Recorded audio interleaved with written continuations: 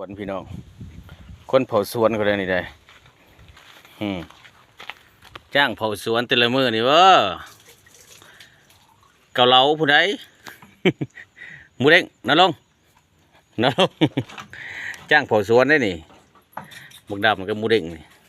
แต่ละมื้อนี่ว่ามาสวนนี่เกาเหลาผู้ใดของนั่นของกินเพิ่นจ้างเฮ็ดเฉพาะผู้ หมูเด้งว่าตัวทึกนี่ตัวแม่อันนี้จ้างเผาสวนแต่ละมือมันเป็นง่ายได้อันนี้ขึ้นใหญ่แล้วอันนี้ฮัน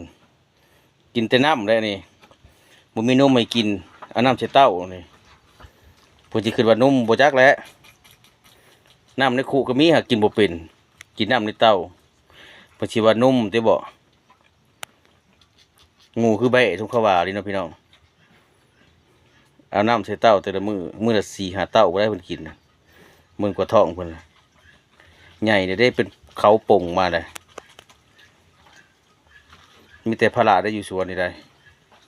เลี้ยงถึงบ่ได้เงินพี่น้องเอ้ยเลี้ยงไปซื่อๆนี่แหละเลี้ยงเปลืองพอได้เปลือง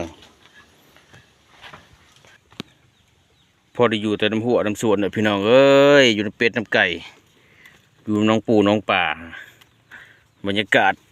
เก็บบักบัวให้เบิ่งนี่พี่น้องนี่มาเอาใหญ่สดๆเลยได้นี่ได้ชุกเลยได้นี่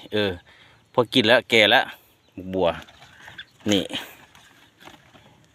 หวานกรอบๆได้พี่น้องมันสดเนาะปลูกบัวปีนี้บรรยากาศอยู่สวนพี่น้องเอ้ยน้องปูน้องป่าก็แห้งบ่ได้ผลก็บ่ตกใส่อยู่สวนนี่ก็ได้